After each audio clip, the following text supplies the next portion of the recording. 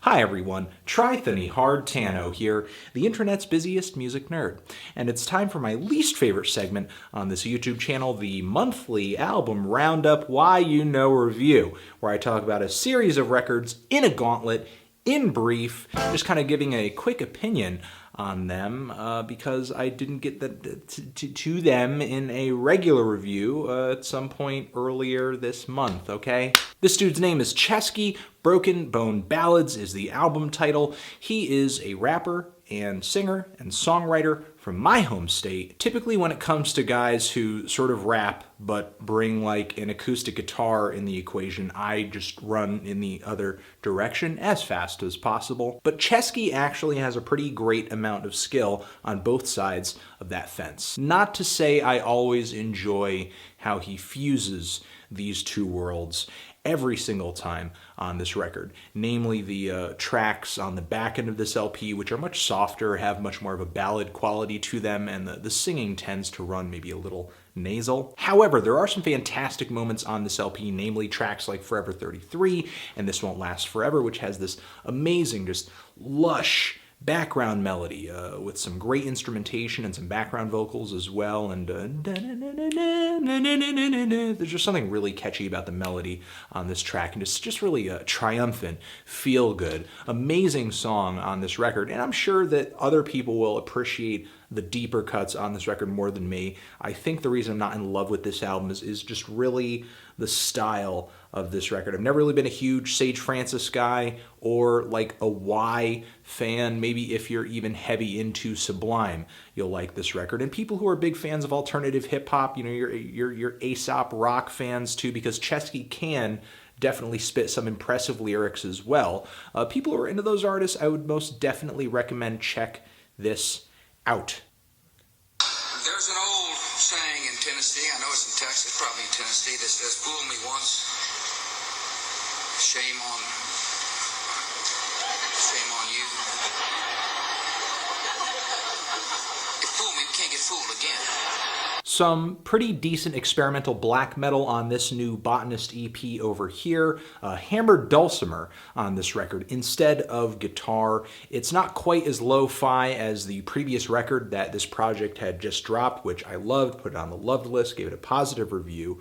The dulcimer is just a little bit more dynamic in the recording. However, the vocals are very obscured. Some good melodies, good chord progressions on this thing. It's dark. It's just maybe not so out there or so much of a change in pace from the last record that, you know, I want to give it an in-depth review. Just kind of another good installment in the Botanist catalog. They're back! And it's actually not that bad of a record. They're back! And it's actually not that bad of a record. And Sleaford Mods is on it too. This super duper duper duper sounds like Death Grips. It just really sounds like Death Grips. If you want to listen to another project that kind of sounds like Death Grips, check this project out. However, there is good production here. It is most definitely listenable. As Death Gripsy as it sounds, there is certainly a great deal of care that went into this EP. This new They Might Be Giants album, it's okay.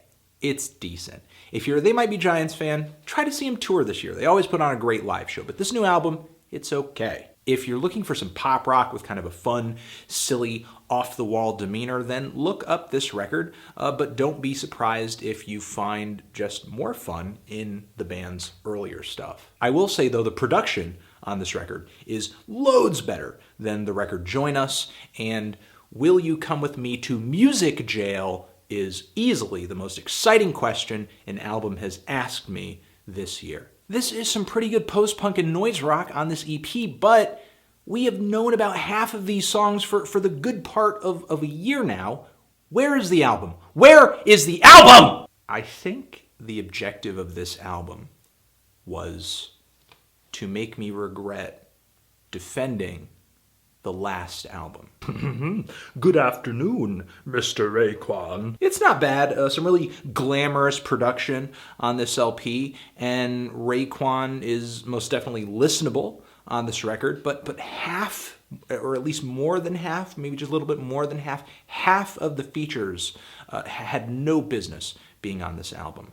I just don't understand why Raekwon is the one member of Wu-Tang that seems the most eager to collaborate with just not that good rappers. Break out your Daria DVDs because the 90s are back! This Marina and the Diamonds LP, it's a pretty sweet pop album. Pretty sweet pop album. At times it tends to be a little more grand and big than it really is, especially in the vocals, which a lot of the time are trying to be just, very, very deep and commanding. It's good, it's likable, it's catchy, but sometimes I just wish it would accept its just simple, sweet poppiness and just kind of be that. Everything that made the last album an okay noise rock album makes this new album an okay noise rock album. Unless you thought the last album was amazing, then this album's amazing too. This was my favorite death metal band when I was 15. And there you go, the Why You Know review. Me trying to do the most painless version of that I can. You're the best. Love you. Transition. If you've given any of these albums a listen, what did you think of them? Did you love them? Did you hate them? Why? What do you think I should review next? And that's it. Anthony Fantano, Why You Know Review, music forever.